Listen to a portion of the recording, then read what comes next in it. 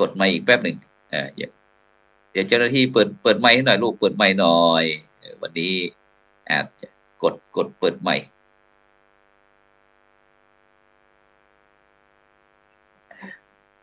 โอเคทักทายใหม่ผู้หลวง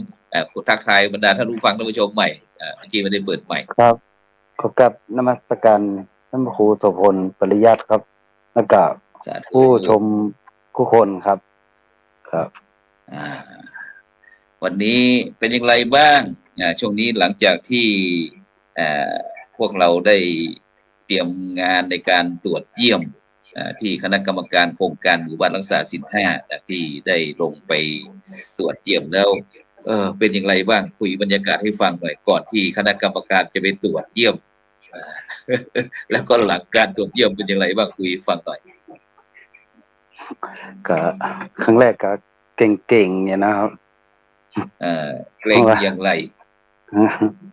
เพราะว่าโครงการนี้มันก็แค่เริ่มแรกเนาะครั้งแรกนะครับที่เราได้ทำนะครับคือพูดง่ายคือเราก็บ่เคยทำเนาะโครงการ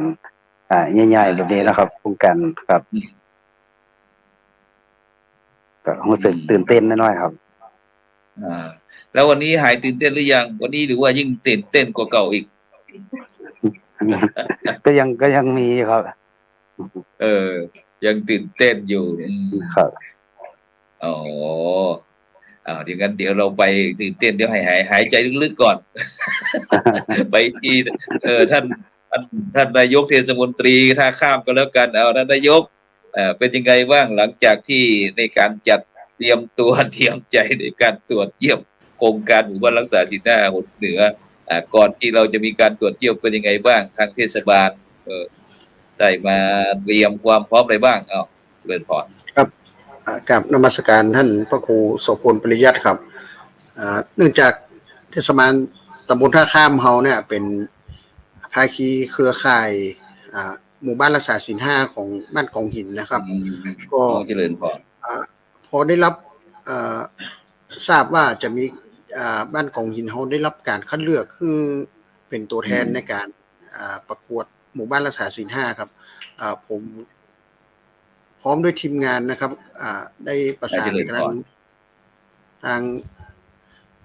ท่านพระครูประยุทธ์นะครับแล้วก็ผู้ใหญ่บ้านตลอดจนกรรมการหมู่บ้านทุกคนนะครับเขาก็มาเริ่มปรึกษาหารือกันว่า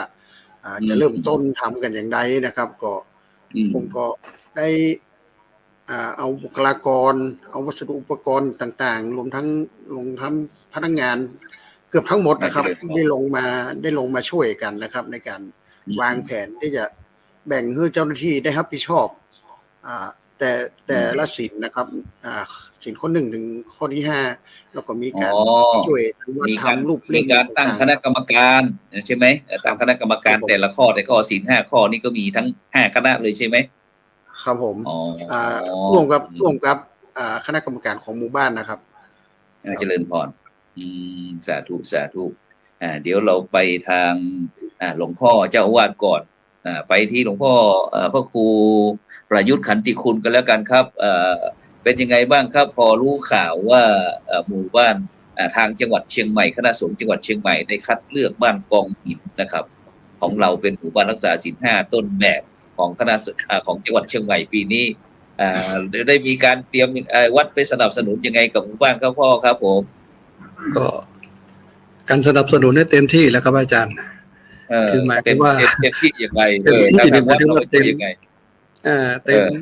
คือพอได้รับทราบว่าบ้านกองหินได้รับคัดเลือก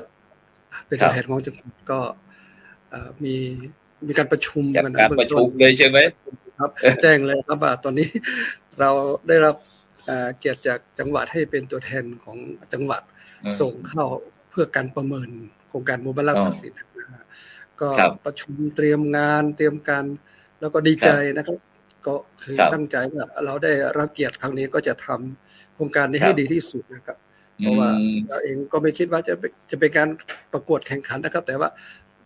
สิ่งไหนที่ว่าเราจะทำเพื่อโครงการตามนโยบายของบ้านศีล5เนี่ยก็ ทำเต็มที่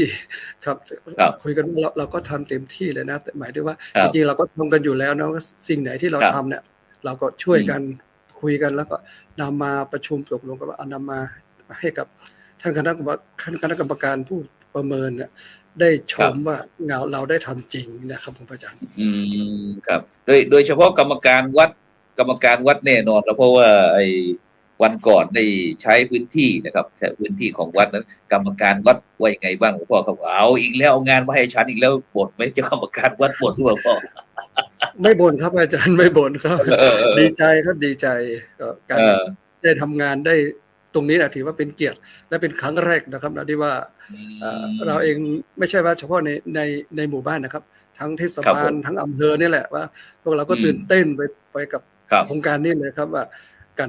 รที่เราจะได้จัดงานอย่างนี้เนี่ยมันเป็นสิ่งที่ไม่ใช่ว่าจะได้จัดกันง่ายๆพอได้จัดแล้วก็มีความดีใจตั้งใจนะครับสิ่งที่เราออกมาทำมาก็ได้รับการสนับสนุนทุกฝ่ายโดยเฉพาะทางท่านนาย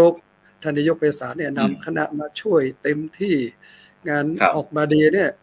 แม้แต่ทางคณะสงฆ์ในอำเภอฮอดมีหลวงพ่อท่านเจ้าคณะอำเภอเนี่ยลงมาหลวงพ่อเจ้าคุณวชิระกิจโสพลนะครับลงมาช่วยมาประชุมกับคณะสงฆ์แล้วก็เราก็จะทำเพื่อคณะสงฆ์จังหวัดเชียงใหม่ก็ชวนกันนะว่าเอาสิ่งที่เราทำอยู่แล้วเนี่ยแต่ละตำบลใครมีอะไรก็เอามาร่วมกันเสนอนะครับผมเป็นการทำงานร่วมกันในภาคีของคณะสงฆ์ร่วมกับส่วนราชการนะครับอาจารย์ครับฉะนั้นก็วัดก็ยังเป็นศูนย์กลางนะครับในการที่จะเวลามีกิจการอะไรที่ภายในหมู่บ้านหรือว่าภายในเขตพื้นที่ของเราครับก็วัดเนี่ยที่พอที่จะมีพื้นที่หน่อยนะหลวงพ่อเนาะครับผมแล้วหายเหนื่อยหรือยังโอ้เหนื่อยหายแล้วครับหายเหนื่อยนะเหนื่อยแล้วครับผมได้นำเสนอให้กับครูบาอาจารย์คณะกรรมการมาตรวจแล้วก็ภูมิใจวันนั้นกรรมการถามอะไรหลวงพ่อบ้างวันนั้นผมถามในเรื่องของเกี่ยวกับการปฏิบัติธรรมเกี่ยวกับว่าเราจะสนองต่อยอดพระเดชพระคุณหลวงปู่อย่างไรนะครับแล้วก็ผมก็ในเบื้องต้นแล้วก็โยนไปที่ท่านอาจารย์เจ้าสำนักวิปัสสนาเพราะว่าวัดปัจจันกูก็คือวัดเดียวกับบ้านหมู่บ้านกองหินนะครับอาจารย์เป็นวัดร่วมกันทำกิจกรรมงานใดเราก็ทำกันตลอดนะไม่ว่าวัดสันกูหรือว่าวัดศิลานิมิตนะครับทำงานร่วมกันมาตลอดนะครับครับผมสาธุครับบรรดาท่านผู้ฟังท่านผู้ชมก็คงจะพองงว่ามีหมู่บ้านเดียวแต่ทำไมมี2 วัดนะซึ่งเมื่อก่อนนั้นก็จะอาจจะมีกู่มีอะไรสักอย่างหนึ่งนะเดี๋ยวเราจะไปที่ท่านอาจารย์พระครูไวติกาธนวัฒน์ก็แล้วกันปัญญาวุฒโธได้คุยให้ฟังหน่อยบอกว่าตรงนี้ได้เป็นการสืบสานแล้วก็ต่อยอดจากพระเดชพระคุณหลวงปู่ซึ่งได้ข่าวว่าแม้กระทั่งหลวงปู่ครูบาพรหมจักรโกวัดพระพุทธบาทตักผ้าก็เคยมาเป็นยังไงบ้างครับท่านอาจารย์พระครูไวติกาธนวัฒน์ครับได้คุยให้ฟังหน่อยครับสำนักที่สืบสานต่อยอดจากพระเดชพระคุณหลวงปู่ทองสิริมังคโลของเราครับผมครับนมัสการครับเรื่องเกี่ยวกับการสืบสานและต่อยอดพัฒนาตามโครงการหมู่บ้านศีล 5ที่คณะกรรมการได้สอบถามในวันนั้นก็เป็นหัวข้อในการสืบสานต่อยอดแล้วก็พัฒนาซึ่งโครงการหมู่บ้านศีล 5นี้ซึ่งของบ้านศิลานิมิตหรือว่าบ้านกองหินนะครับก็รู้สึกว่าเป็นเกียรติที่ได้ร่วมเหมือนอย่างที่หลวงพ่อพระเทพปัญญาพรได้กล่าวว่าวัดศิลานิมิตเป็นวัดบริหารครับวัดปัญญาวุฒารามเป็นวัดบริการทางด้านจิตใจซึ่งกับผมก็พร้อมกับคณะทีมงานคณะพระวิปัสสนาจารย์ตลอดถึงกองงานซึ่งเป็นกองงานเลขานุการของรองเจ้าคณะอำเภอฮอดด้วยณวัดปัญญาวุฒารามก็มีความยินดีแล้วก็ดีใจซึ่งทั้งฝ่ายสงฆ์ก็พร้อมเพรียงกันแล้วก็ฝ่ายบ้านเมืองนำโดยท่านนายกไพศาลซึ่งพร้อมด้วยคณะทีมงานนะครับได้ทราบจากเจ้าหน้าที่พระเจ้าหน้าที่ว่าทำงานทั้งวันแล้วก็ทั้งคืนบางคืนก็ตี 1 ตี 2ส่งงานกันอยู่ ทำงานก็ถือว่างานนี้ก็เป็นความโชคดี ซึ่งสำนักวิปัสสนากรรมฐานวัดปัญญาวุฒารามแล้วได้มีโอกาสได้ร่วมโครงการหมู่บ้านศีลห้าครั้งนี้ ซึ่งกับผมได้กล่าวกับคณะทีมงานว่าเป็นเกียรติอย่างยิ่งซึ่งครั้งหนึ่งหลวงปู่เป็นประธานหมู่บ้านศีลห้าหนเหนือซึ่งเป็นรูปแรกเนาะเป็นรูปแรกและหลวงปู่ได้กล่าวอยู่เสมอครั้งนั้นผมได้มีโอกาสได้ไปอุปถัมภ์ท่านในการไปหมู่บ้านศีลห้าหนเหนือแต่ละที่บางครั้งเราเป็นอุปถัมภ์เราก็ถามว่าหลวงปู่เหนื่อยไหมครับหลวงปู่บอกว่าเพื่อพระศาสนาลูกเพื่อพระพุทธเจ้าเพื่อพระศาสนาหลวงปู่เนี่ยผมอยู่กับหลวงปู่ไม่มีพูดว่าเหนื่อยท้อแต่ถ้าเรื่องเกี่ยวกับพระพุทธศาสนาหลวงปู่ไปหมดเนาะครับก็ถือว่าเป็นความโชคดีซึ่งวัดปัญญาวุฒารามเกี่ยวเนื่องกับพระเดชพระคุณหลวงปู่ซึ่งย้อนไปในอดีตหลวงปู่เล่าให้ฟังนะครับเดี๋ยวจะมีการจารึกอีกทีหนึ่งหลังจากที่ได้แนะนำจากคณะกรรมการครูบาอาจารย์หมู่บ้านศีลห้าที่มาเยี่ยมเยียนท่านว่าให้จารึกเป็นแผ่นหรือว่าทำประวัติครับก็หลวงปู่ได้เล่าว่าครั้งหนึ่งที่ท่านเป็นเด็กท่านได้นั่งเรือมากับแม่แล้วก็ตกน้ำที่ท้ายวัดปัญญาวุฒารามแล้วสิ่งที่ท่านสร้างวัดนี้ขึ้นมาเนี่ยก็ทดแทนชีวิตท่านก็พูดกับประโยคที่กินใจกับผมว่าถ้าไม่รอดที่สันกูนี่ก็ไม่ได้เป็นหลวงปู่ทองให้ลูกเห็นประโยคนี้เนี่ยจะพูดให้ผมถ้าไม่รอดที่สันกูไม่เป็นหลวงปู่ทองให้ลูกเห็นท่านก็หลังจากที่วัดสันกูเดิมทีนะเป็นวัดรกร้างนะครับเป็นที่ร้าง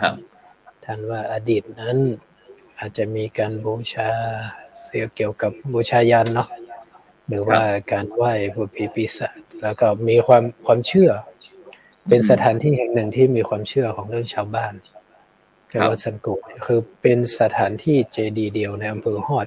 ที่ยังไม่เคยถูกขุดใช้ประโยคนี้เป็นเจดีย์เดียวในอำเภอฮอดที่ยังไม่มีการขุดหรือว่าการสำรวจเพราะมีความเชื่อหรือว่าสิ่งที่เร้นลับนะเรื่องเล่ากับชาวบ้านตลอดถึงชาวบ้านบ้านกองหินคนเฒ่าคนแก่ก็จะเล่าให้ฟังตลอดว่าเมื่อก่อนเนี่ยมีเหตุการณ์ต่างๆที่เกิดขึ้นหลังจากที่หลวงปู่มาทำสำนักวิปัสสนาก็มีการเปลี่ยนแปลงแม้กระทั่งหลวงปู่มาเยี่ยมเยือนบางครั้งท่านก็ถามผมเป็นเด็กนะหลวงปู่ก็ถามลูกเจอผีไหมหลวงปู่ก็จะถามผมว่าหลวงปู่ทำไมถามแบบนั้นนะหลวงปู่ว่าลูกเจอผีหลอกไหมผมว่าผมไม่เคยเจอประโยคนี้ก็คิดว่าดีแล้วหลวงปู่ว่าตอนอาจารย์อยู่อาจารย์เจอนะย้ำให้เรายังไงนี่ก็ทำให้กลัวหน่อยๆเนาะแต่ถ้าว่าเทวดารักษาวัดนี่เยอะเนาะเทวดารักษาวัดซึ่งแม้กระทั่งเริ่มแรกก็ในการบุกเบิกวัดปัญญาวุฒารามปี2521นะครับพระเดชพระคุณหลวงปู่และชาวบ้านใกล้เคียงคือบ้านศิลานิบ้านกองหินนะครับวัดศิลานิมิตรตลอดถึงชาวบ้านบ้านตาลชาวบ้านอำเภอฮอดนะครับที่ได้ช่วยกันฟื้นฟูหลวงปู่ว่าตั้งแต่ยุคที่เอาจอบมาตีเป็นระฆังนะครับเอาจอบมาตีเป็นระฆังท่านก็มีความตั้งใจตั้งเป้าหมายว่าจะทำวัดแห่งนี้ให้เป็นสำนักวิปัสสนาท่านบอกว่าท่านเนี่ยไปสำนักวิปัสสนาแต่ละที่สร้างแต่ละที่แต่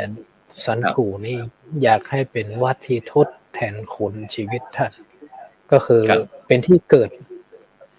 ท่านพูดกับผมเล่าให้ฟังว่าเป็นที่เกิดของเด็กชายทองอีกชีวิตหนึ่งกลายเป็นหลวงปู่ทองเลยตั้งใจจะสร้างวัดนี้ทดแทนชีวิตอันนี้ท่าน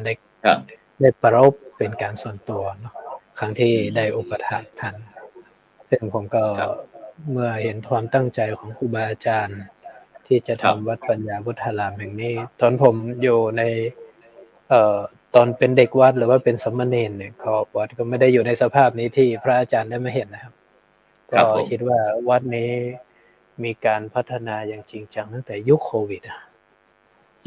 ก็คือว่าหรือว่าจะพูดคำว่าขอบคุณโควิดก็ได้นะว่า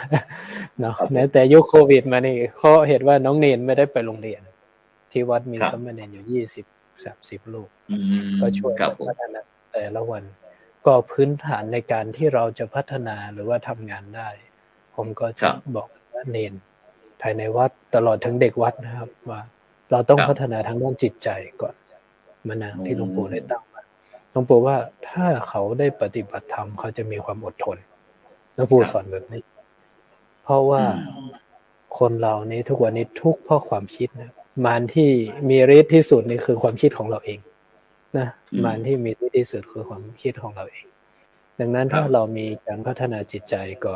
จะทำให้เรามีสติสัมปชัญญะเพิ่มขึ้นดังนั้นการพัฒนาที่เกิดขึ้นภายในวัดปัญญาวุฒารามนี้ก็เกิดจากหลักๆก็คือแหล่งพระแหล่งเนนเนี่ยเป็นพื้นฐานก่อนถ้าพระเนนไม่ทำญาติโยมก็ไม่เห็นความเปลี่ยนแปลงการทำในวัดก็เหมือนบ้านเรานะครับหลวงปู่ว่าเหมือนบ้านถ้าเจ้าบ้านไม่เริ่มก่อนนะคนข้างนอกเขาก็ไม่มาช่วยเลยวัดปัญญาวุฒารามก็ได้มีโอกาสสานต่อหลวงปู่เรื่องเกี่ยวกับการพัฒนาวัดแล้วก็พัฒนาโครงการแล้วก็สานต่อเรื่องวิปัสสนากรรมฐานครับทางครับฉะนั้นก็ในปัจจุบันนี้ก็เป็นสำนักที่พี่น้องประชาชนแล้วก็ขึ้นนอกจากที่จะบ้านกองหินแล้วก็คงจะมีบ้านใกล้เรือนเคียงหรือว่าอาจจะอีกหลายหมู่บ้านครับที่เข้ามีโอกาสหรือว่าบรรดาพี่น้องประชาชนต่างจังหวัดบ้างใช่ไหมครับอาจารย์ครับที่ไปปฏิบัติธรรมที่วัดสันกูของเราครับก็ในวัดสันกูทุกวันนี้ก็ถ้าในชุมชนนะครับก็มีทั้งชุมชนบ้านกองหินชุมชนใกล้เคียงในอำเภอฮอดตลอดถึงหน่วยงานราชการนำโดยท่านนายกไพศาลนะครับเป็นผู้นำหลักในการสนับสนุนโครงการกิจกรรมไม่ว่าเป็นกิจกรรมลูกขมลหรือว่าปฏิบัติธรรมทั้งคณะสงฆ์และชุมชนในเขตเทศบาลแล้วก็อำเภอใกล้เคียงและผู้ปฏิบัติธรรมนั้นก็ส่วนหนึ่งหลังจากที่ต่อเนาะเขาเรียกว่าต่อยอดจากส่วนแบ่งมาจากวัดลำเปิงบ้างนะครับแบ่งมาจากแบ่งหรือว่าส่งต่อนะใช้คำว่าส่งต่อครับส่งต่อจากวัดพระธาตุสีจอมทองบ้างลำเปิงบ้างใช่ไหมครับ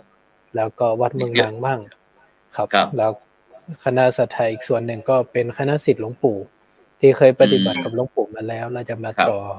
ยอดหรือว่าไปเก็บอารมณ์เพราะว่าเหตุว่าที่วัดอาจจะเป็นสถานที่สัปปายะคือเรื่องเสียงหรือว่าสิ่งรบกวนแล้วก็ธรรมะกับธรรมชาติแล้วก็การปฏิบัติสำหรับผู้ที่เคยปฏิบัติแล้วซึ่งทางวัดก็มีนโยบายที่ปรับเปลี่ยนในการดูแลครับตลอดสถานที่ตลอดบุคลากรที่ดูแลครับตอนนี้สถานที่พักครับอาจารย์ครับมีสถานที่พักสำหรับผู้ที่จะมาปฏิบัติทั่วไปบ้างไหมครับที่ในวัดปัญญาวุฒารามของเราสมมติว่ามีผู้ที่จะมาเป็นคอร์สอะไรครับผมที่พักครับมีครับเป็นอาคารที่พักที่สร้างโยมได้สร้างถวายบูชาธรรม100 ปีหลวงปู่ทองซึ่งเป็นอาคารคล้ายเป็นอาคารตึก2 ชั้นเนาะเพราะว่าโย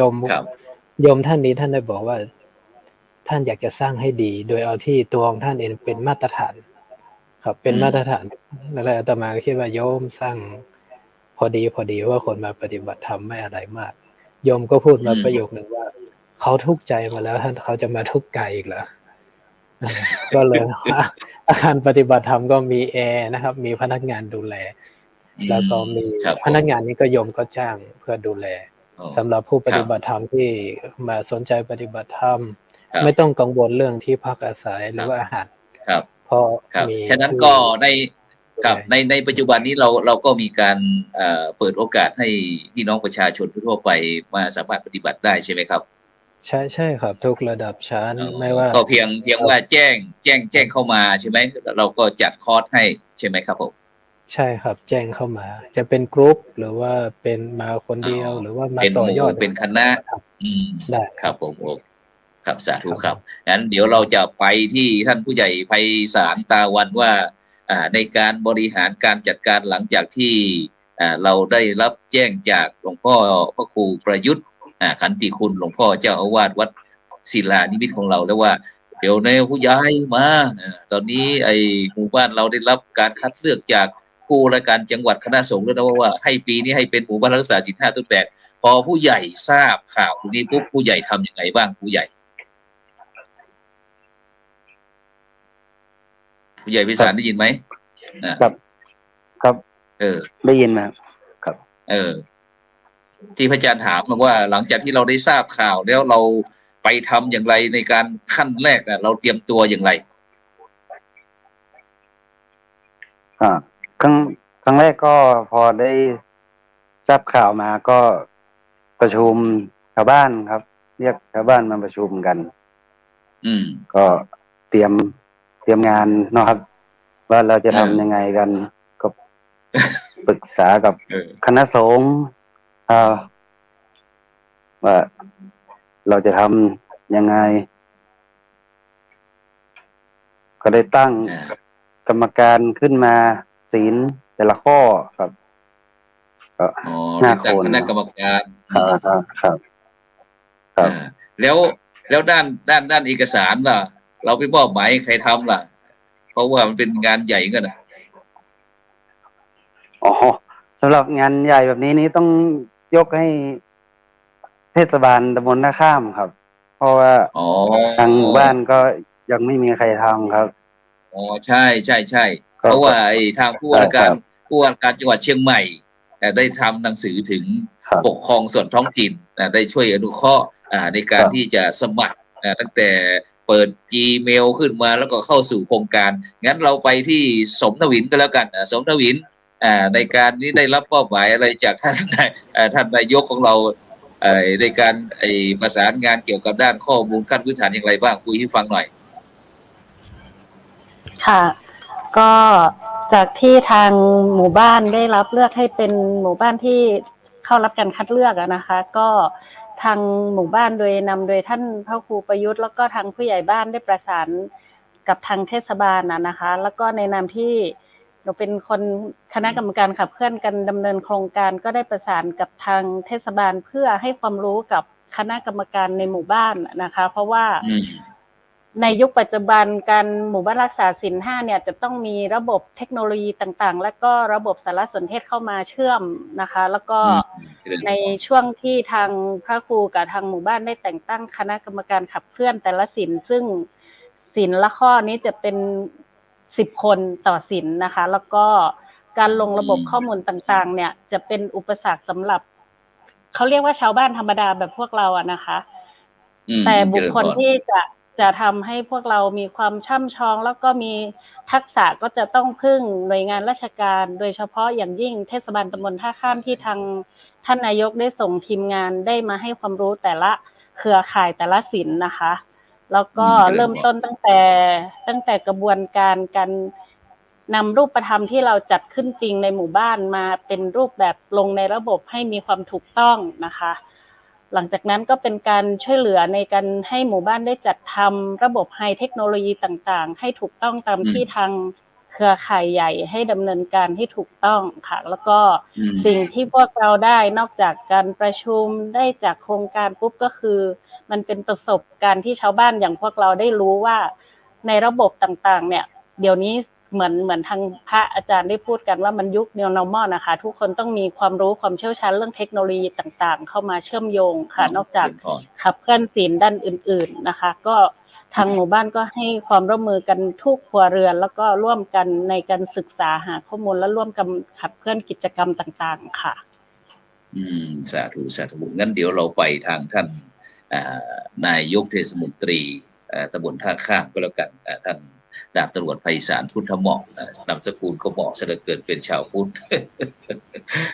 ท่านนายกเป็นยังไงบ้างหลังจากที่เราได้รับทราบข่าวจากทางหลวงพ่อพระครูประยุทธ์คันติโกบอกพวกท่านนายกมาช่วยหน่อยไม่ไหวแล้วพวกเรามีการจัดเตรียมการกันอย่างไรบ้างเทศบาลเรากับนมัสการครับเจริญพรจริงๆแล้วเนี่ยผมแทบทุกศีลของวัดที่วัดศิลานิมิตรกับวัดชัยชนะนะครับในเขตเทศบาลเนี่ยจะมีการมาทำบุญที่วัดนะครับทุกวันพระ ผมเนี่ยได้มาทุกวันพระอะครับ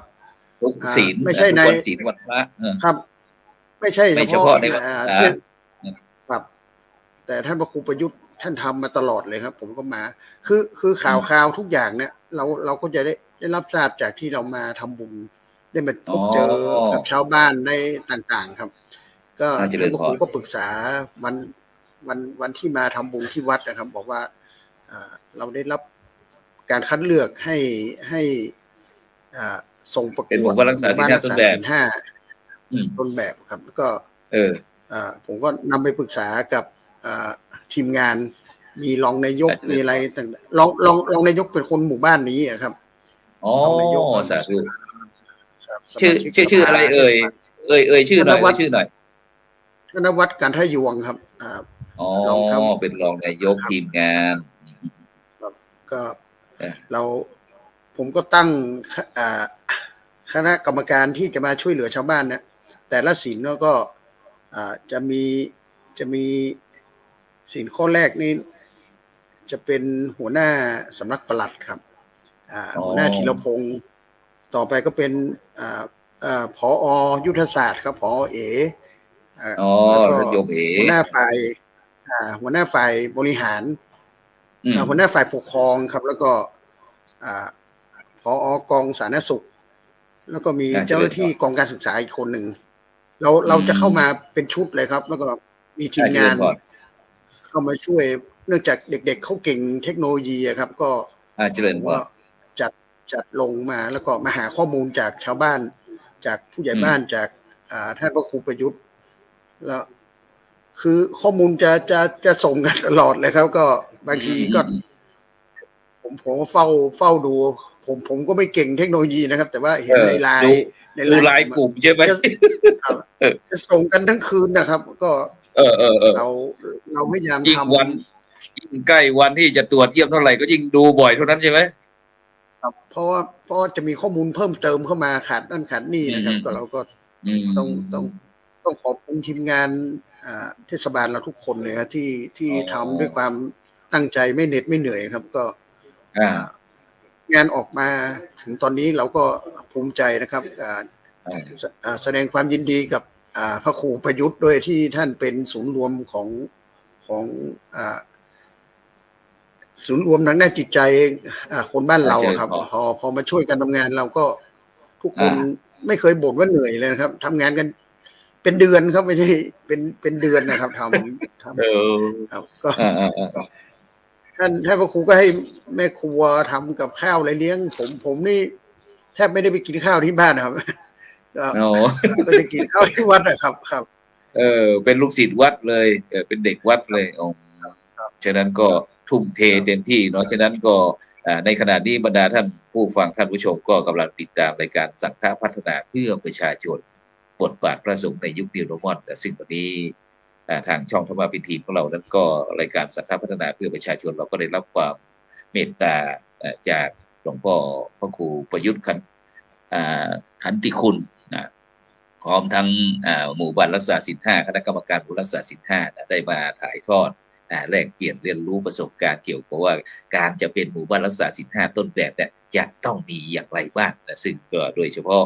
ในปัจจุบันนี้ก็จะมีการเสริมต่อยอดก็คือเรื่องสำนักวิปัสสนาจารย์ก็คือเรื่องตามแนวสติปัฏฐาน4ดังนั้นในช่วงนี้เราก็จะพักครึ่งสักแป๊บหนึ่งฟังโฆษณาก่อนค่าความดันช่วงหัวใจบีบตัวคือ158มิลลิเมตรประหลอด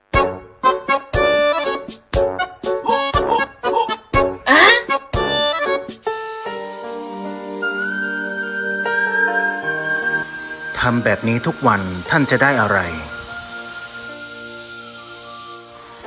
เหนื่อยก็เหนื่อยร้อนก็ร้อนต้องมาคอยเก็บกวาดของที่คนอื่นเขาทำทิ้งไว้หญ้าก็เยอะยุงก็เยอะงานก็หนักคันก็คันตามร่างกายทำไปทำไมใครจะมาเห็นเราเหนื่อยก็เหนื่อยเหงื่อก็ออกร้อนก็ร้อนท่านทำไปแล้วท่านได้อะไรที่ทำมาทั้งหมดนั้น น้ำหนักท่านก็จะลดลงสุขภาพท่านก็จะดีขึ้นได้ทั้งความสะอาดเรียบร้อยหญ้าก็ไม่รกแถมความดันที่ท่านเป็นก็จะลดลงเป็นปกติแบบนี้ดีใช่ไหม สู้ๆนะครับทุกคน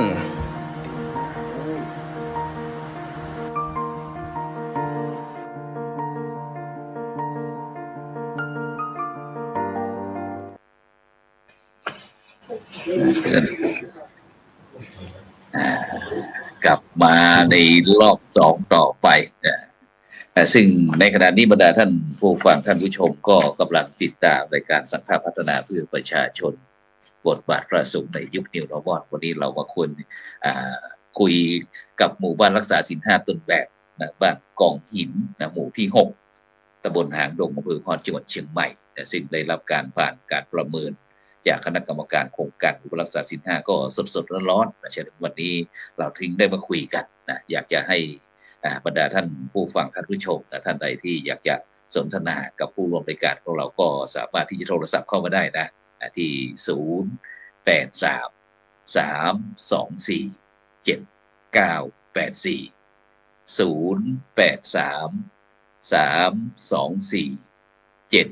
0833247984ฉะนั้นก็ขอบคุณอนุโมทนากับบรรดาท่านผู้ฟังท่านผู้ชมที่ส่งข้อความมาทางอินบ็อกซ์ซึ่งก็วันนี้เราจะไปต่อที่เมื่อกี้บอกว่าทั้งผู้ใหญ่แล้วก็ท่านนายกไพศาลพุทธหม้อพร้อมทั้งผู้ใหญ่ไพศาลตาวัดบอกว่าทางหมู่บ้านได้มีการแต่งตั้งคณะกรรมการเป็นแผนกเป็นฝ่ายซึ่งโดยเฉพาะซึ่งการประเมินโครงการหมู่บ้านรักษาศีล 5นี่ก็จะเกี่ยวกับเรื่องข้อมูลขั้นพื้นฐานหมู่บ้านชื่อหมู่บ้านประชากรมีหญิงมีชายผู้ใหญ่บ้านชื่ออะไรมีวัดประจำหมู่บ้านไหมเจ้าวาดชื่ออะไรต่างพร้อมทั้งโครงการหรือว่ากิจกรรมที่หมู่บ้านดำเนินการไม่ว่าจะเป็นโครงการหมู่บ้านยั่งยืนโครงการหมู่บ้านสีขาวโครงการบ้านช่อสะอาดหรือว่าหมู่บ้านเศรษฐกิจพอเพียงชุมชนคุณธรรมกลุ่มออมทรัพย์บ้างกรมกองทุนบ้างแม้กระทั่งเกียรติบัตรเกียรติคุณที่หมู่บ้านได้รับแล้วก็โดยเฉพาะข้อมูลเกี่ยวกับเรื่องสาธารณสุขนี่ก็ไม่ว่าจะเป็นผู้ป่วยติดเตียงมีเท่าไหร่การตั้งครรภ์ก่อนวัยผู้สูงอายุที่อยู่คนเดียวไหมมีคนพิการในหมู่บ้านไหมซึ่งทางสาธารณสุขก็จะเป็นผู้ที่กรอกข้อมูลเข้ามาเนี่ยนี่ก็ให้10 คะแนนแล้วก็ส่วนหมวดที่2ก็จะเป็นเกี่ยวกับเรื่องคณะกรรมการศีล 5แต่ละข้อซึ่งตัวนี้คือหัวใจของโครงการหมู่บ้านรักษาศีล 5ข้อก็50 คะแนนฉะนั้นแต่ละหมู่บ้านก็จะมีการตั้งคณะกรรมการเป็นชุดเป็นข้อขึ้นมาว่าคณะกรรมการแต่ละข้อนั้นได้มีการดำเนินกิจการงานอย่างไรมีโดยเฉพาะมีโครงการอะไรเข้ามาสนับสนุนนี่เป็นต้น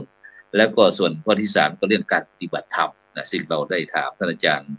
พระครูเบติกาธนวัฒน์ปัญญาพุทโธเมื่อกี้บอกเกี่ยวกับเรื่องการส่งเสริมการปฏิบัติธรรมแล้วก็ข้อสุดท้ายก็เกี่ยวกับเรื่องภาคีเครือข่ายในจังหวัดในอำเภอในตำบลในหมู่บ้านได้มีภาคีเครือข่ายอะไรบ้างไหมมาร่วมทำกิจกรรมมีท่านผู้ว่ารองผู้ว่าท่านนายอำเภอท่านผู้กำกับการบ้างทั้งผู้อำนวยการโรงพยาบาลบ้างผู้อำนวยการโรงเรียนบ้างแม้กระทั่งภาคีเครือข่ายของผู้ใหญ่บ้านกำนันชมรมกำนันผู้ใหญ่บ้านต่างๆเข้ามาช่วยส่งเสริมบ้างไหมฉะนั้นเราจะไปที่คณะกรรมการศีล 5ก็แล้วกันไปที่ศีลข้อที่1มีไหมมีคณะกรรมการเรามาไหมวันนี้ศีลข้อที่1ใครเอ่ยเปิดไมค์เลยศีลข้อที่1เปิดไมค์ลุงรวยวันนะเนาะคุยให้ฟังหน่อยศีลข้อที่1คณะกรรมการเมื่อเราได้รับการแต่งตั้งเป็นคณะกรรมการศีลข้อที่1มีสมาชิกเท่าไหร่ด้วยกี่คนก็ทั้งหมด10 คนครับที่อยู่ในศีลคนนี้ที่แต่งตั้งขึ้นมานะครับมีเมื่อเราได้รับการแต่งตั้งเป็นคณะกรรมการศีล 5ข้อที่1แล้วเขาให้แนวหรือว่านโยบายเราอย่างไรบ้างที่คณะกรรมการชุดใหญ่ ของหมู่บ้านรักษาศีล 5เนี่ยเขาถึงซอยย่อยมาให้เราเป็นคณะกรรมการข้อที่1ข้อที่2ข้อที่3ข้อที่4ข้อที่5เนี่ยเขาให้นโยบายว่ายังไงก็จากนโยบายที่ทางคณะกรรมการให้มาก็คือมีการแต่งตั้งประธานแล้วก็เครือข่าย มีการประชุมปรึกษาหารือกันภายในกลุ่มที่แต่งตั้งขึ้นมา4 คนนะครับ แล้วก็หลังจากนั้นก็มีการเข้าประชุมร่วมกับชาวบ้านเจริญพรครับเพื่อพูดคุยกับเกี่ยวกับเรื่องสิ่งข้อที่1ครับแล้วก็การที่เราจะมาแล้วชาวบ้านว่ายังไงบ้างเขายินดีร่วมมือกับเราหรือว่าปฏิเสธเลยพอมีบอกมีคณะกรรมการศีลข้อที่1เขาว่ายังไงบ้างชาวบ้านเขาว่ายังไงบ้างเขาก็ยินดีร่วมมือด้วยครับเพราะว่าเราจะมีการประชุมเพื่อปรึกษาหารือกันเก็บแล้วก็ปรึกษากับชาวบ้านด้วยครับเวลาประชุมเพื่อที่เราจะได้ทำโครงการนี้ให้สำเร็จรุ่ล่วงครับเรามีการประชุมกันหลายครั้งนะครับพรวยโดยเฉพาะศีลข้อที่1นี่มันปานาติปาตาเวรวันนี้นะเว้นจากการฆ่าสัตว์นี่โอ้โหไหนชาวบ้านเราจะต้องกินต้องบริโภคอะไรต่างๆเนี่ยเรามีอะไรมาโครงการที่มายืนยันหรือเปล่างานอะไรมาครับศีลข้อที่1ปานาก็จริงนะครับแต่ว่าเราก็มีการทำกิจกรรมอย่างอื่นผสมผสานไปด้วยนะครับโดยเฉพาะอย่างโอ้โหยิ่งบ้านเรามันใกล้น้ำปิงน้ำแจ่มด้วยจะต้องหาปูหาปลาตามวิถีชีวิตของชาวบ้านเนี่ยเราจะคุยกับชาวบ้านยังไงหรือว่าเราจะมีเขตพื้นที่แบ่งเป็นโซนในเฉพาะเกี่ยวกับเรื่องในเขตอภัยทานอย่างนี้เหรอหรือว่ามีไหม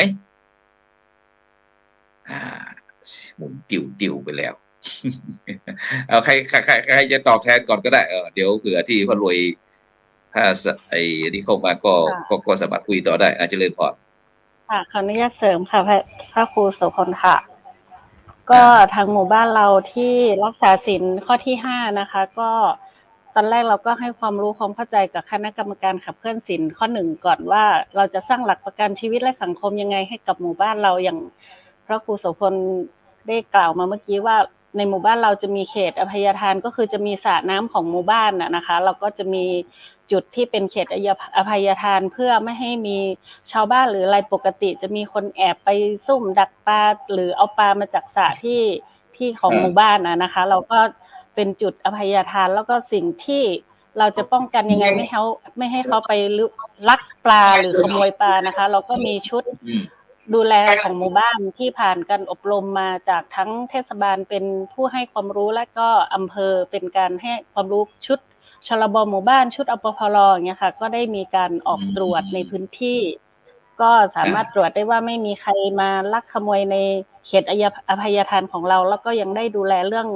อาชญากรรมต่างๆในหมู่บ้านด้วยค่ะอันนี้ก็คือเป็นกิจกรรมที่เราขับเคลื่อนไปในการรักษาศีลข้อที่1ค่ะ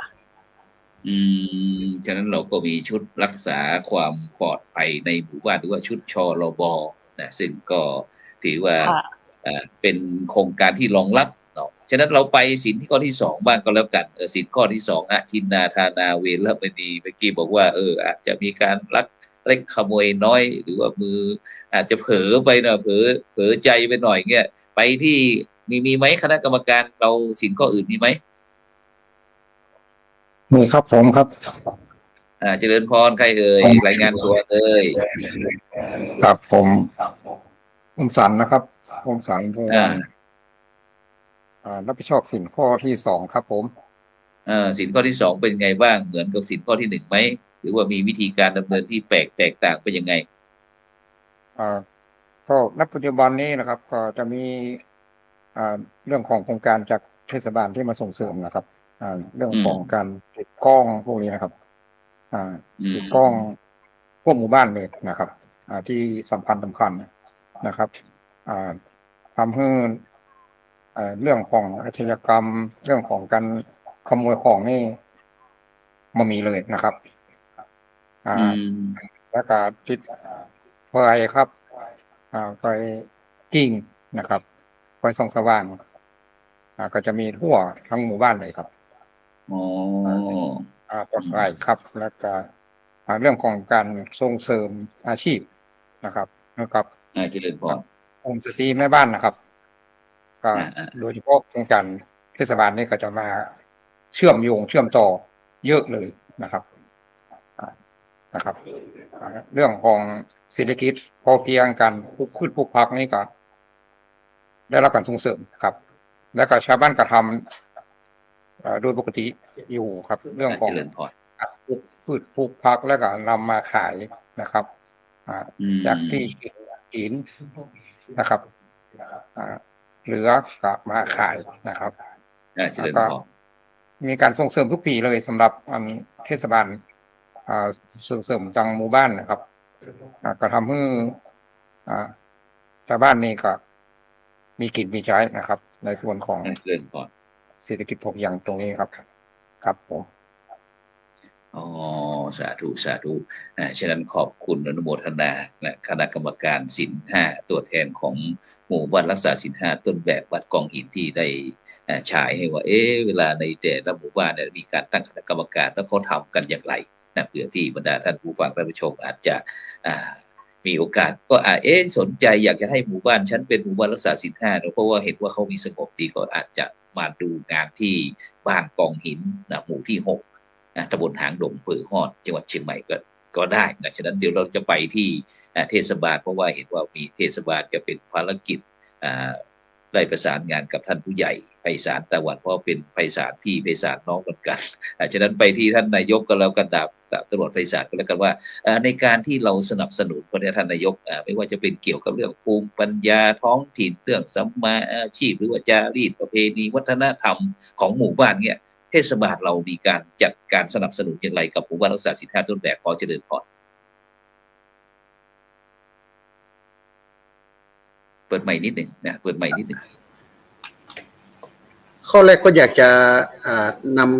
นำเรียนเกี่ยวกับโครงการหมู่บ้านหน้าบ้านหน้ามองนะครับซึ่งเราได้นำหลักปรัชญาเศรษฐกิจพอเพียงของในหลวงรัชกาลที่9นะครับมาเผยแพร่ให้ชาวบ้านว่าเราทำโครงการหน้าบ้านหน้ามองเนี่ยคือเรามีพันธุ์พืชแจกให้ชาวบ้านแล้วก็ให้ชาวบ้านไปตัดกระถางต้นไม้หรือว่าวัสดุที่เหลือใช้นะครับนำมาปลูกผักปลูกอะไรไว้แต่ละบ้านนะครับหนึ่งเราก็จะได้ประหยัดเงินไม่ต้องไปซื้อไม่ต้องไป ไม่ต้องไปจับจ่ายที่ตลาดนะครับเก็บกินแล้วก็2ทำให้หน้าบ้านไม่รกครับให้เวลามีชาวบ้านต่างหมู่บ้านเข้ามาก็จะมาเห็นหน้าบ้านเราสะอาดเรียบร้อยไม่และอีกอย่างเราเป็นการรีไซเคิลวัสดุที่เหลือใช้เราครับเช่นยางรถหรือว่าปี๊บหรือว่าอะไรเอามาทำหน้าบ้านตัวเองครับแล้วก็มีการแบ่งปันกันด้วยบ้านนี้ปลูกผักกาดบ้านนั้นปลูกพริกปลูกอะไรก็มาแลกเปลี่ยนกันก็ทำให้เกิดการมีส่วนร่วมมีความสามัคคีปองดองกันนะครับอันนี้โครงการที่1นะหน้าอยู่หน้าอะไรนะหน้าอยู่หน้ามองหน้าบ้านครับหน้าบ้านหน้าบ้านหน้ามองโดยการที่มีการทางเทศบาลเราก็สนับสนุนไม่ว่าจะเป็นเมล็ดพันธุ์ผักอะไรต่างให้พี่น้องประชาชนชาวบ้านเราเนี่ยปรับปรุงพื้นที่ในหน้าบ้านแล้วก็ปลูกผักสวนครัวรั้วกินได้เป็นพริกมะเขือข่าตะไคร้อะไรอย่างนี้ใช่ไหมทุกอย่างครับมาแลกเปลี่ยนกันด้วยเราไม่ต้องไปซื้อผักชีที่ตลาดไม่ต้องไปก็แบ่งปันกันนะครับมีพริกมะเขืออะไรทุกอย่างหมายความว่าก็ช่วยประหยัดในค่าใช้จ่ายในครัวเรือนใช่ไหมครับประโยชน์ที่ได้ก็คือมีไม่ต้องประหยัดค่าใช้จ่ายแล้วก็ม นำวัสดุเหลือใช้มาทำมันไม่รกด้วยไม่เป็นที่ก่อให้เกิดยุงอะไรต่างๆนะครับที่ถ้าเราเอายางรถที่เหลือทิ้งไว้เนี่ยถ้าฝนตกลงมายุงก็จะมาไข่มาอะไรเราครับเรานำมาใช้ประโยชน์นะครับตัวเนี้ยก็ทำให้ทุกคนมีการแบ่งปันกันครับอ๋อนี่คือโครงการที่1หน้าบ้านหน้ามองแล้วโครงการที่2มีอะไรอีกโครงการที่2นี่คือโครงการเหล็กค้ำโพโชว์งานศิลป์ครับซึ่งเป็นยังไงเหล็กค้ำโพโรงงานศิลป์วันนั้นท่านเจ้าคุณพระเทพปัญญาพรหลวงตาฤทธิ์หลวงพ่อฤทธิ์เจ้าคุณฤทธิ์นะโน่นไปโฆษณาที่แม่คัตตวนศพเมยนู่นบอกว่าโหใครอยากจะไปดูงานเนี่ยคุยให้ฟังหน่อยมันเป็นมีความเป็นไปมาอย่างไงถึงมาเอาเหล็กมาค้ำโพเขาเมื่อก่อนเห็นแต่เขาเอาไม้ค้ำโพไม้ค้ำต้นสีต้นโพอะไรเงี้ยแต่เรามาเป็นเหล็กค้ำโพมันเป็นมีความเป็นมาเป็นยังไงมีวิธีคิดอย่างไรคือเริ่มต้นตั้งแต่ปี2556อะครับตอนนั้นน้ำท่วมใหญ่ประเทศไทยเรารวมถึงอำเภอฮอดที่เราอยู่ด้วยก็หลังจากที่เราได้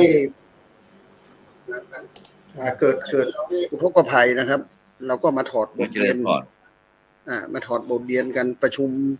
ประชาคมกับระหว่างเทศบาลแล้วก็ชาวบ้านแล้วก็หน่วยงานราชการรวมทั้งคณะสงฆ์ต่างๆคิดว่าเราจะแก้ปัญหาเรื่องเกี่ยวกับพวกนี้เราต้องมีกุศโลบายต่างๆให้ชาวบ้านเขาได้รับรู้ถึงปัญหาอุทกภัยนะครับโดยการนำของท่านพระครูประยุทธ์นะครับเพราะว่าท่านเป็นผู้นำทางจิตวิญญาณเราก็มาคุยกันว่าถ้าเราลดกันตัดไม้เนี่ยที่จะมาทำเป็นเหล็กเป็นไม้ค้ำโพนะครับเพราะว่าปีหนึ่งเนี่ยเราตัดเยอะครับแต่ละหมู่บ้านเพราะเป็นประเพณีทางภาคเหนือเราต้องมีการนำไม้ไปค้ำโพให้เจริญให้ชีวิตมีอะไรค้ำจุนน่ะผมก็เลยปรึกษากันว่าเราลองมาคิดวิธีใหม่ว่าโดยการประชาสัมพันธ์ก่อนตอนแรกเทศบาลเราทำก่อนครับทำแล้วก็ไปถวายที่วัดตอนหลังก็เรามาประชุมกันแต่ละวัดก็เห็นด้วยว่าถ้าเราทำแบบนี้การตัดต้นไม้ก็จะลดลงครับแล้วก็เหล็กเนี่ยที่เรานำมาใช้เนี่ยนำมาเป็นเหล็กค้ำโพเนี่ยพอใช้เสร็จเราก็นำมากลับมาใช้ประโยชน์ต่อต้นไม้ก็ยังอยู่แต่ว่าแล้วประเพณีเราก็ยังมีเหมือนเดิมเราก็ทำเรียบร้อยแล้วก็แห่ไปถวายที่วัดเหมือนเดิมแล้วค่าใช้จ่ายก็ลดลงเพราะว่าถ้าเราทำเหล็ก เล่มหนึ่งเนี่ยจะใช้เงินประมาณสักสมมติว่า1,000นะครับ1,000 บาทถ้าไปตัดต้นไม้เนี่ยเราต้องเอาคนไปหลายคนไปตัดมาแล้วก็ต้องมาตกแต่งมาอะไรมาเลี้ยงมาอะไรกันเสียเงินเยอะครับแล้วก็เสียเวลาด้วยแต่ถ้าเราใช้เหล็กเนี่ยวันเดียวเสร็จเลยครับแล้วเราให้เด็กเรามาเพ้นตามจินตนาการเขาเพ้นตามลักษณะความคิดของแต่ละคนเพ้นดอกไม้เพ้นอะไรได้หมดนะครับเสร็จแล้วเราก็นำไปถวายวัดครับพอถวายวัดเสร็จเราก็รื้อมาทำประโยชน์อย่างอื่นแต่ตอนนี้ ทางคณะสงฆ์โดยพระครูประยุทธ์ท่านคิดกุศโลบายใหม่เลยครับว่าจะทำศาลาสักหลังเนี่ยก็ให้ช่างมาแกะแบบเลยครับว่าจะใช้เหล็กกี่เล่มใช้อะไรบ้างก็เอามาตีเป็นนั้นแล้วก็ชาวบ้านก็มาร่วมทำบุญนะครับบางที100-200ก็ทำได้แล้วครับเหล็กเส้นหนึ่งก็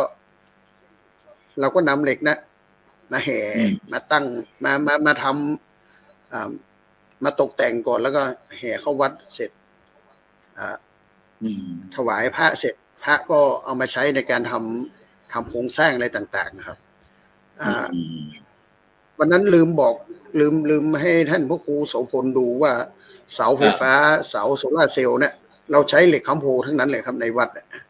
อ๋อ ก็ ถอน เราถอนนั่นมา ถอนมาถวายที่วัดพระสิงห์สักต้นได้ไหม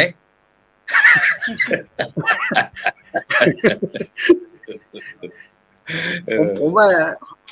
ความคิดแบบเนี้ยเรามาใช้กับคนทั้งบ้านเราอ่ะยังเขายังมีการมีส่วนร่วมมามีนี้ครับ เพราะว่าถ้าเราทำให้เขาเห็นก่อน ก็ตอนนี้ทุกวัดก็จะทำกันนะครับ เห็นแล้วมันมีการลดการตัดต้นไม้ฮอดน้ำไม่ท่วมหลายปีแล้วน้ำไม่ท่วมพี่ฮอดหลายปีแล้วเพราะว่ามันซับน้ำไว้เวลาฝนตกอะไรแบบนี้ครับเจริญพร เกิดประโยชน์ ไปเจริญพรแล้วก็เดี๋ยวเราก่อนที่เราจะไปโครงการที่3คมสารได้ดับไปอีกแล้วโดยเห็นด้วยกับท่านนายกไหมในโครงการที่ว่าเอาเหล็กมาแทนไม้เนี่ยครับเห็นด้วยครับว่าเห็นด้วยยังไงก็ที่เราใช้เหล็กเราก็สามารถที่จะนำมาต่อยอดได้อย่างก็คือต้นไม้เราก็ไม่ต้องไปเลยตัดเพราะว่าต้นไม้แต่ละต้นนะครับกว่ามันจะโตขนาดที่เราจะมาทำไม้ค้ำได้เนี่ยอายุมันก็20 ปีขึ้นไปแล้วครับครับ20 ปีขึ้นไปถ้าเราไม่ตัดมันก็จะอยู่ไปตลอดถ้าเราเปลี่ยนมาใช้เหล็ก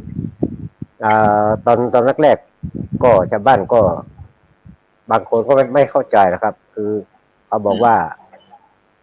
ปรับเป็นประเพณีของเขาที่ต้องใช้ไม้แต่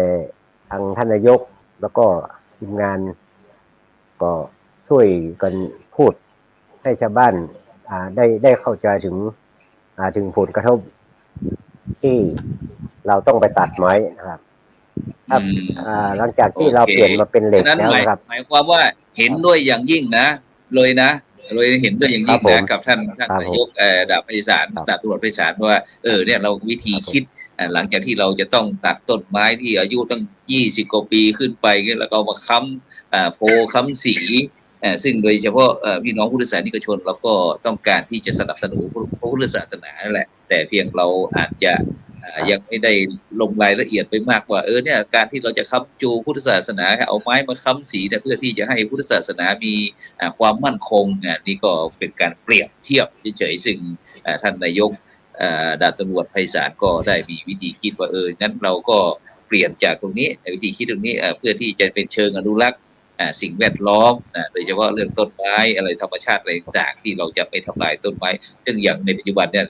อย่างพี่น้องภาค8จังหวัดภาคเหนือของเราได้รับผลกระทบตอนน้ำท่วมตอนนี้นี่ก็คือเป็นสิ่งที่พิสูจน์ท่านในนายกไพศาลพุทธเหมาะได้เปรียบให้พี่น้องอาจจะหมู่บ้านอื่นก็ได้นะหรือว่าไม่เป็นหมู่บ้านรักษาศีล5หรือว่าหมู่บ้านไหนที่อยู่ในสิ่งแวดล้อมอยู่ในธรรมชาติอยู่ในป่าเขาเนาไผ่เราก็สามารถที่จะนำไปใช้ได้ฉะนั้นโครงการนอกจากที่2 โครงการแล้วมีโครงการในอีกอะไรไหมท่านนายกที่เราได้สนับสนุนครับกราบนมัสการครับก็คือโครงการนี้เป็นการเข้าเป็นกิจกรรมศีลข้อที่5นะครับเกี่ยวกับสุราเมนะครับคือทางเทศบาลเราทำโครงการงานศพปลอดเหล้าชาวท่าข้ามปลอดโรคนะครับยังไงปลอดเหล้าเข้าปลอดโรคยังไงอธิบายหน่อยงานศพทางเหนือนะครับเนาะทางเหนือเราส่วนใหญ่ประเพณีทางเหนือเนี่ยจะมีศพจะส่วนใหญ่จะเอาตั้งที่บ้านไม่นิยมเอาไปไว้ที่วัดนะครับทางภาคเหนือเจริญพรแต่ละวันก็จะมีผมว่าภาคเหนือเราเนี่ยโดยเฉพาะทางบ้านผมเขาเนี่ยเจริญพรจะเลี้ยงอาหารกันนะวันละ3 มื้อถึง4 มื้อนะครับเพราะว่าตอนเช้าตอนกลางวันตอนเย็นตอนดึกแล้วทำให้สิ้นเปลืองอะไรมากนะครับผมก็เลยว่าก็เวลาแต่ละวันก็จะมีเลี้ยงเหล้าเลี้ยงอะไรกันด้วยครับผมก็เลยทำโครงการงานศพปลอดเหล้าชาวท่าข้ามไร้โรคนะครับก็คือว่าเรามาประชุมกันแล้วก็คิดโครงการนี้ ว่าอยากจะให้ชาวบ้านเราไม่อยากให้มีการเลี้ยงสุราเลี้ยงอะไรในงานนะครับ ก็จะเป็นน้ำเป็นสมุนไพรเป็นอะไรแต่ทุกคนตอนแรกก็ไม่เข้าใจว่า เอ๊ะทำไมประเพณีที่เขาทำกันมาตลอดทำไมมาคิดโครงการนี้ผมก็บอกว่าเรามีงบประมาณของสปหช.นะครับเจริญพรในการที่จะช่วยเหลือคนอื่นสมมติว่าศพไหนที่ไม่เลี้ยงเหล้าเลยเนี่ยเราจะสนับสนุนงบประมาณให้เขาดูแลสุขภาพเขาให้ไปทำน้ำสมุนไพรและต่างๆนะครับ3,000 กับ 50 บาทครับตอนแรกก็ไม่นี้ตอนหลังเดี๋ยวนี้เกือบจะ 100% นะครับที่เนี้ยคือ1เจ้าภาพก็ไม่เสียเงินในการซื้อเหล้ามาเลี้ยงนะครับ แล้วก็ได้เงินจากโครงการสปหช.เราด้วยครับที่เราไม่ได้บังคับนะครับหมายความว่าเจริญพรหมายความว่าใครจะเข้าร่วมโครงการก็ได้ไม่เข้าก็ได้นะครับเพราะว่า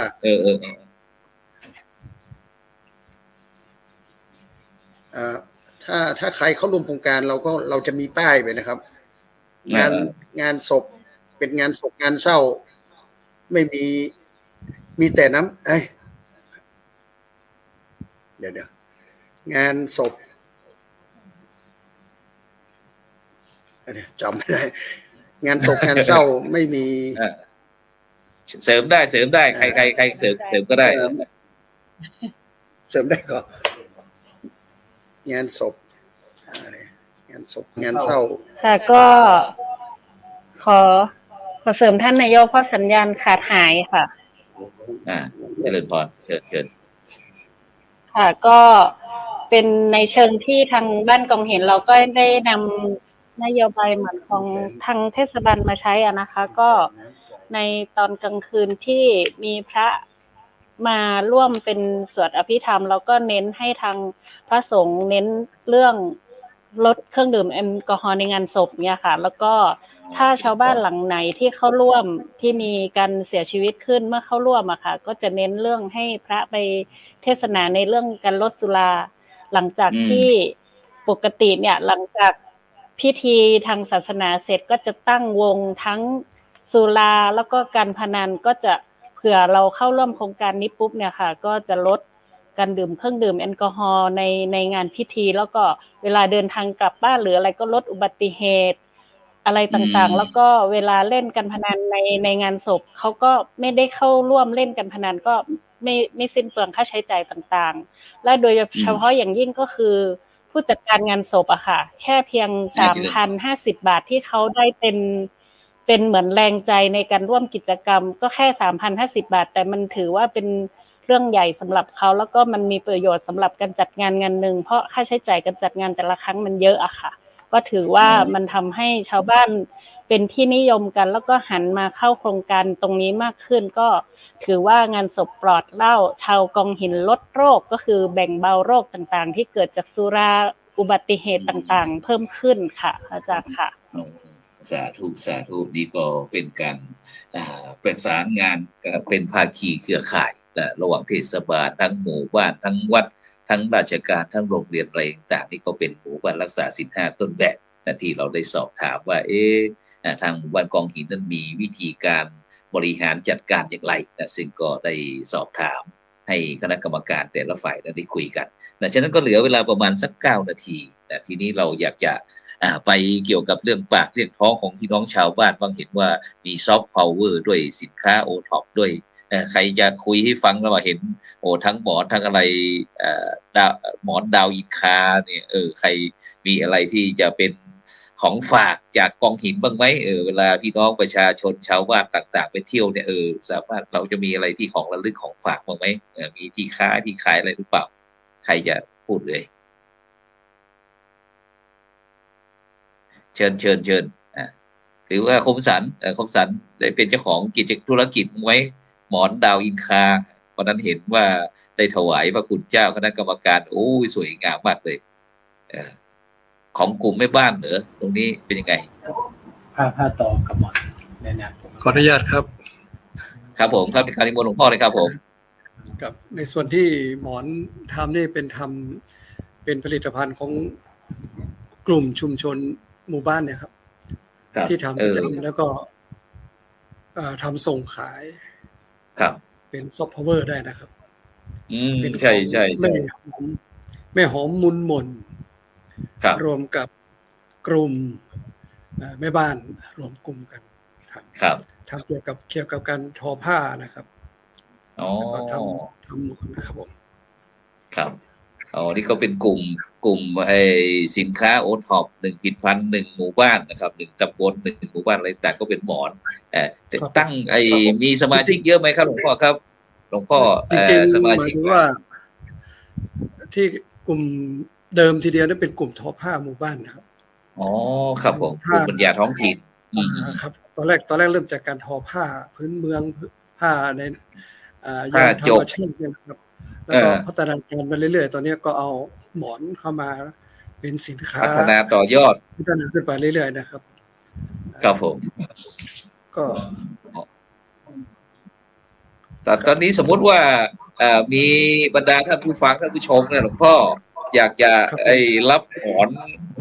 ของพี่น้องหรือว่าผ้าอะไรของพี่น้องบ้านกองหินเนี่ยไปดำเนินธุรกิจเงี้ยจะได้ไหมติดต่อใครเนี่ยใครเป็นประธานเป็นอะไรกลุ่มหรือว่าติดต่อที่ท่านนายกหรือว่าท่านพ่อหลวงไพศาลหรือว่าที่สมทวินติดต่อมาที่ผมก่อนก็ได้ครับติดต่อที่หลวงพ่อเลยนะเดี๋ยวผมติดต่อให้เพราะว่าผู้ที่ทำก็เป็นพี่สะพ้ายผมนะครับที่ทำพี่สะพ้ายก็ทำมานานแล้วครับตั้งแต่หลาย10 ปีเกี่ยวกับผ้าฝ้ายครับเมื่อก่อนผมก็เอามาแม่บ้านมาทอในศาลาวัดนี่แหละครับปลูกกันตั้งแต่แรกๆนะครับเอามาหัดทอผ้ากันตั้งแต่ในศาลาในวัดนะครับพอทำได้แล้วก็ขยายก็ไปอยู่ตามบ้านครับครับครับนอกจากที่เราจะมีกลุ่มที่ทอผ้าแล้วยังมีกลุ่มอะไรไหมครับหลวงพ่อครับที่ในหมู่บ้านกองหินของเรานะครับมีกลุ่มวิสาหกิจชุมชนอะไรบ้างไหมครับหรือว่ากลุ่มเกษตรกลุ่มยั่งยืนอะไรต่างๆนี่ครับมีไหมในหมู่บ้านเราขออนุญาตเสริมนะคะพระครูค่ะเชิญค่ะกลุ่มอาชีพในของบ้านกองหินเรานะคะตอนนี้ก็สิ่งที่เป็นเรื่องยั่งยืนในหมู่บ้านก็คือจะเป็นขนมพื้นเมืองในหมู่บ้านก็คือขนมปาดนะคะวันนั้นก็ได้แสดงภูมิปัญญาให้กับคณะกรรมการได้รับชมเป็นขนมปาดเป็นข้าวแต่นและข้าวแคบนะคะนอกนั้นยังมีขนมจ๊อกภาษาบ้านเราในนั้นก็คือขนมจอกแต่ภาษาไทยก็ขนมเทียนนะคะแต่ที่จะขึ้นชื่อที่เราได้ส่งเสริมให้แม่บ้านไปสาธิตไปทำแล้วก็ทำขายก็จะเป็นขนมปาดซึ่งเป็นขนมดั้งเดิมซึ่งเราจะหาทานได้ยากในสมัยเนี้ยนะคะเพราะปกติจะใช้ในช่วงสงกรานต์แต่ถ้ามากองหินเมื่อไหร่ก็จะได้ทานตลอดค่ะเพราะว่าทางแม่บ้านเรามีการได้ฝึกอาชีพโดยทางเทศบาลเป็นส่วนร่วมในการสั่งสมอาชีพต่างๆแล้วก็ขนมปาดนี้ก็จะเป็นเรื่องสำคัญที่ทางเทศบาลได้มีส่วนร่วมในการให้ความรู้ไปแล้วก็แม่บ้านก็เห็นเป็นเรื่องยั่งยืนก็เลยรวมกลุ่มกันค่ะก็ทุกเทศกาลทุกงานประเพณีเราก็จะได้มีแม่บ้านมาโชว์สาธิตการทำขนมปาดให้พี่ๆน้องๆใกล้เคียงได้ร่วมรับประทานแล้วก็มีขายในตามตลาดนัดหรือตลาดในหมู่บ้านค่ะสาธุฉะนั้นไปที่พ่อหลวงไพศาลอยากจะเชิญชวนพี่น้องบรรดาท่านผู้ฟังท่านผู้ชมมาท่องเที่ยวที่บ้านกองหินเราไหมเชิญประชาสัมพันธ์หน่อยเชิญชวนบรรดาท่านผู้ฟังท่านผู้ชมอะไรที่ต้องการจะมาเที่ยวที่กองหินจะปาอย่างไรไปอย่างไรอยู่ที่ไหนหมุนติ้วเสียแล้วไปที่ไหนดีไปที่ท่านผู้ช่วยหรือเปล่าหรือว่าไงคมสันจัดการครับก็เชิญนะครับที่บ้านกองหินนะครับยินดีต้อนรับทุกท่านนะครับที่รับชมรับฟังนะครับจะเข้ามาศึกษานะครับในส่วนของหมู่บ้านนะครับหรือว่าจะมา ดูงานนะครับ ที่เราได้นำเสนอไปเกี่ยวกับหมู่บ้านรักษาศีล5นี่ก็ถือว่าควบคุมครับจะเป็นกิจกรรมต่างๆอย่างเช่นที่ท่านนายกได้พูดถึงเรื่องเด็กคำโพนะครับเราก็ทำส่วนเรื่องมา2 ปีแล้วนะครับปีแรกที่เข้ามานี่จัดงานใหญ่เลยครับปีนี้ก็ที่ผ่านมานี่คือบ้านคงเห็นจัดเองเลยนะครับเราได้เหล็ก100 กว่าเล่มแล้วครับได้เอาเหล็กนั้นมาทำประโยชน์บ้างแล้วนะครับหลายอย่างอย่างเช่นศาลานะครับหรือว่าที่ไฟนะครับเจริญพรไฟโซลาร์เซลล์นั่นนะครับในวัดครับอันนี้ก็สามารถเข้ามาดูได้เลยนะครับมาเที่ยวแวะมานะครับจะได้เที่ยวเมืองฮอดด้วยนะครับซึ่งมีสถานที่ท่องเที่ยวใกล้กับหมู่บ้านกองหินนี่เยอะเลยครับ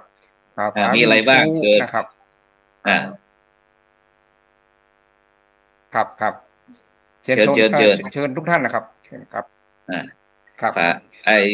มีสถานที่ท่องเที่ยวแล้วก็มีที่รับประทานอาหารนะโดยเฉพาะเรื่อง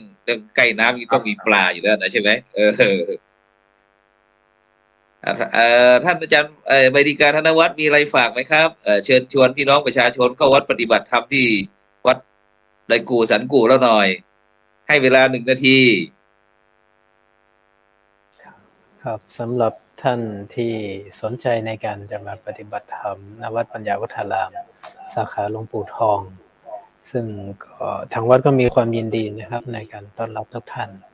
สำหรับวัดป่าสำหรับการประพฤติปฏิบัติธรรมกับธรรมะกับธรรมชาติครับครับผมครับสาธุครับ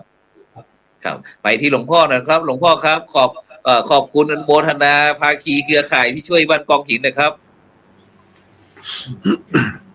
กับในนามของ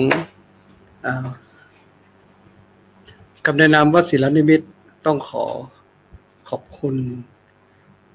กลุ่มภาคีเครือข่ายทุกกลุ่มและโดยเฉพาะอย่างยิ่งที่เข้ามาชัดเจนที่สุดก็คือเทศบาลตำบลท่าข้ามที่มาช่วยในการทำโครงการต่างๆตั้งแต่วัยวัดตลอดถึงในหมู่บ้านชุมชนเนี่ยได้รับความร่วมมือจากภาคีเครือข่ายเป็นอย่างดีแม้แต่โครงการคณะพระสงฆ์ในเขตเทศบาลในอำเภอฮอดก็ถือว่าทำงานร่วมกันตลอดนะครับ